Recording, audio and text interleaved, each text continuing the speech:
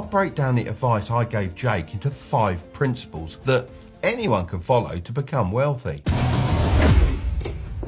For the first 10 years of your life, you're just a kid having mindless fun. And the next 10 years, you're stuck in a classroom being taught mostly useless information like Pythagoras' theorem and Shakespeare. It's only when you hit your 20s that you step into the big bad world and start figuring out how to earn money. So when you see 20-year-olds driving around in Lambos on social media, it can make you feel pretty bad, but don't blame yourself for not having it all figured out yet. The school system didn't prepare you for the real world. Really and truly, you're just getting started. If this sounds like you, then don't just focus on earning millions at this stage. You need to obsess over sharpening your axe so it looks a bit more like this. Lots of people skip this part of the process and just try to start a business as they've heard it's the way to become rich. However, they're doing the equivalent of trying to cut down a tree with a blunt axe. It's simply just not going to work. So how do you sharpen your axe so that when you go for the big money, you can easily cut down the tree with a few strong swings? Well, it all comes down to mastering high income skills.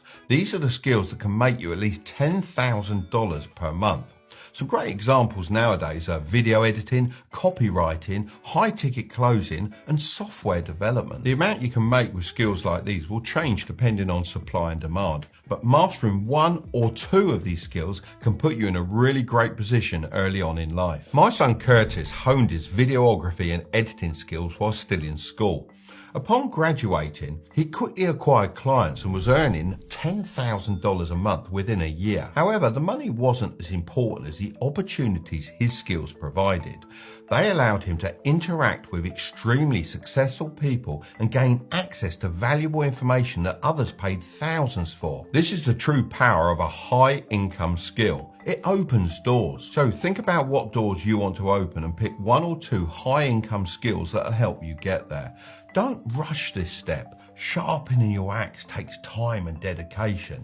This is a marathon, it's not a sprint. You don't have to make a ton of money really fast and just show it off.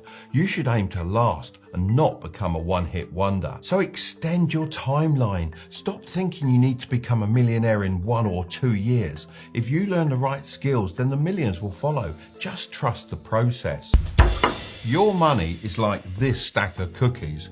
The more you handle them, the more they'll just crumble away. The key is to stop messing with your money, thinking, I'm going to put it here, trade this, buy that. As the harsh reality is, you're probably making the wrong decisions. How do you think Warren Buffett made 99% of his $137 billion net worth after his 50th birthday? It's because he understood that real money is made through compound interest. However, this can't happen if it's too easy to access your money, as it's just too tempting. That's why you need to lock it away somewhere where it can grow in peace. But you can't just lock your money away in a bank account and expect it to grow. You need to invest it in assets. There are lots of different asset classes you can choose from, like real estate, high-end watches and gold. However, my favorite has to be the stock market. I've personally made millions doing this. But here's the thing, youngsters these days dream about popping bottles and zipping around in flashy sports cars. Saving money?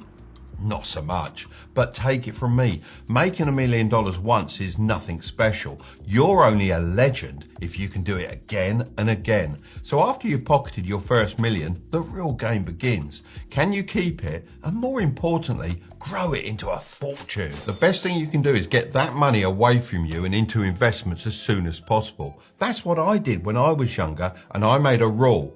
Never to sell my long-term stocks. I'm now at the point where these investments make me around $17,000 a week in passive income, which means I can more than live off what my investments generate, and I never have to touch the money I work for. So if you want to start investing, then firstly decide how much of your income you're going to invest every month.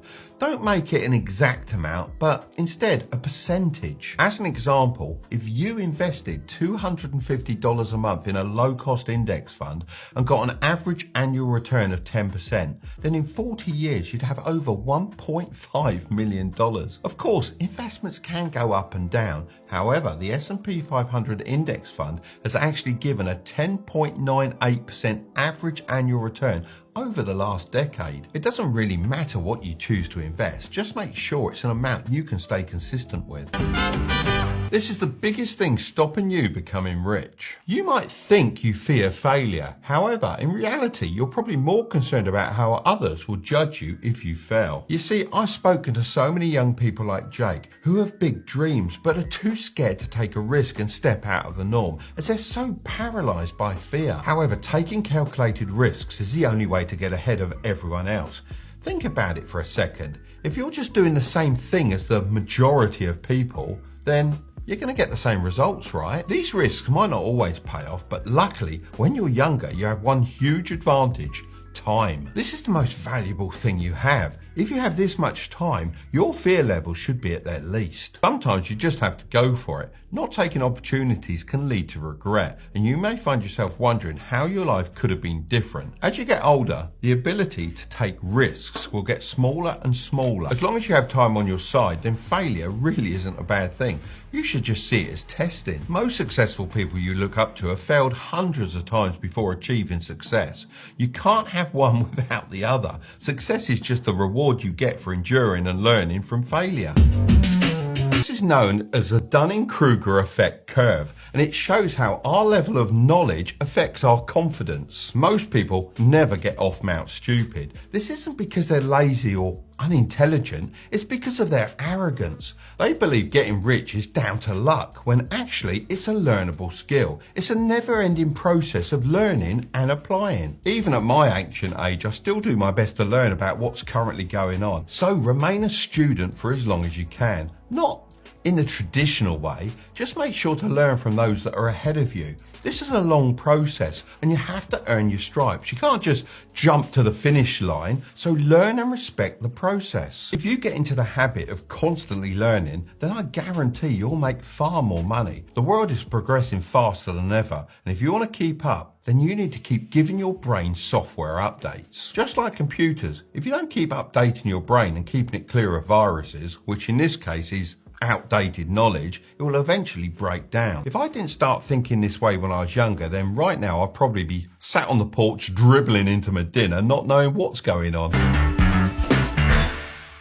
If you want to become the first millionaire in your family, then you need to break the poverty cycle. This 2024 study by the National Bureau of Economic Research says you can improve your chances of becoming rich by befriending a specific type of person. Any guesses who that might be? Of course, it's wealthy people, but maybe not for the reasons you're expecting. When I post videos explaining how to invest in the stock market, I'm always shocked at how many comments I get saying, "If it's that simple, why isn't everyone investing in the stock market?" The truth is, everyone should be doing it. However, they're being held back by their circle of influence. People are nervous about investing and starting side hustles, but once they start making friends that can help guide them and explain things they don't understand in plain English, it dramatically improves their chances of becoming rich. Look, I'm not saying you should ditch all your old friends, and I'm also not saying that you should become friends with someone just because they're rich. Maybe just consider joining clubs where rich people often spend time,